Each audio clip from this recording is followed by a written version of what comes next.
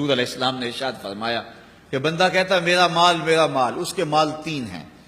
ایک مال وہ جو اس نے کھایا اور ضائع کر دیا، دوسرا اس کا مال وہ ہے جو اس نے پہنا اور پرانا کر دیا، اور تیسرا اس کا مال وہ ہے جو اس نے آگے بھیج دیا۔ فرمایا باقی اس کے وارثوں کا ہے، اس کا نہیں ہے۔ اس لیے ہم راہ خدا میں خرچ کرنے کا مزاج بنائیں، اس سے مال گھٹتا نہیں ہے، اس سے مال بڑھتا ہے۔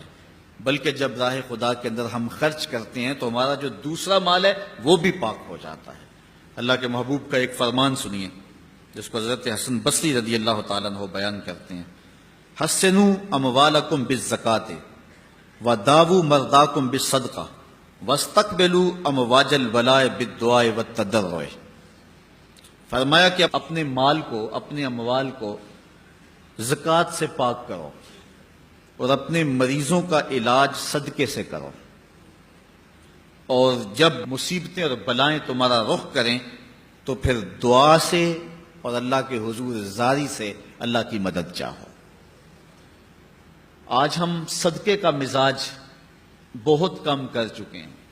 اسی زمانے میں ایسا ہوتا تھا کہ جب کوئی بیمار ہوتا تھا تو سب سے پہلا کام لوگ یہ کرتے تھے کہ صدقہ دیا کرتے تھے، ڈاکٹر کے پاس پھر جایا کرتے تھے، حکیم کے پاس پھر جایا کرتے تھے، سب سے پہلے اس کی جان کا صدقہ دیا کرتے تھے۔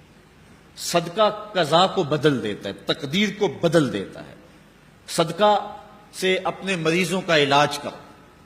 اصل ڈاکٹر کے پاس جانا، علاج کروانا سنت ہے، اس کی ممانعت نہیں ہے، لیکن یہ بات ہمیشہ ذہن میں رکھیے گا کہ ڈاکٹر کے پاس دوا ہے، شفا نہیں ہے۔ شفا اللہ کے دستے کرم میں۔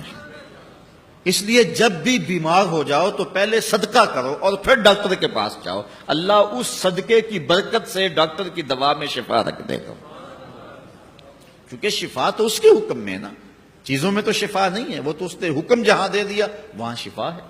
حضرت موسیٰ علیہ السلام کے پیٹ میں درد کا احساس ہوتا ہے تو کوہ طور پہ چلے گئے، کیسے جلیل القدر نبی تھے، اللہ سے ڈائریکٹ رابطے تھے، اور جا کے کہا مالک میرے پیٹ میں درد ہو رہا ہے۔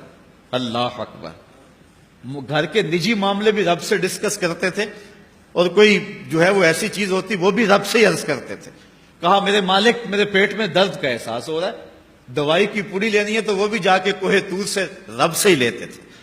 تو اللہ تعالیٰ فرمایا فلان جنگل میں چلے جاؤ، وہاں اس شکل کے پتوں کی ایک بوٹی ہے، اس کو توڑو نچوڑو، اس کا پانی پیو، تمہیں شفا مل جائے گی۔ حضرت موسیٰ علیہ السلام گئے اور جا کے بوٹی کو توڑا نچوڑا، پانی پیا، شفا ہو گئی۔ کچھ عرصہ بیتا، دوبارہ اسی طرح کا درد جاگا۔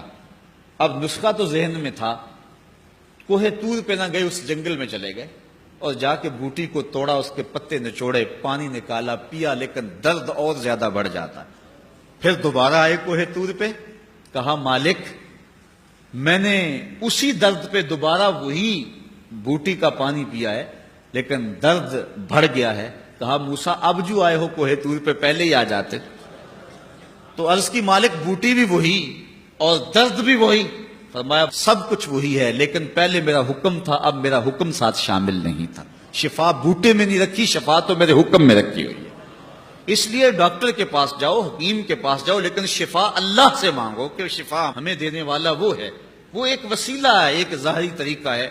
حضور علیہ الصلوۃ والسلام اللہ اکبر کیا خوبصورت ارشاد فرما رہے ہیں، حسنوا اموالکم بالزکاۃ، اپنے اموال کو زکوٰۃ سے پاک کرو، وداووا مرضاکم بالصدقہ، اور اپنے مریضوں کا علاج صدقے سے کرو، واستقبلوا امواج البلاء بالدعاء والتضرع، جب مصیبتوں اور اذیتوں کے طوفان تمہاری طرف منہ کھولے ہوئے آئیں تو اس وقت اللہ سے آہوزاری کرو، اللہ کے حضور دعا کرو، التجا کرو اور اللہ سے مدد مانگو۔ وہ بلاؤں کے رخ کو موڑ دے گا، وہ مصیبتوں کے رخ کو پلٹ دے گا تمہاری جانب۔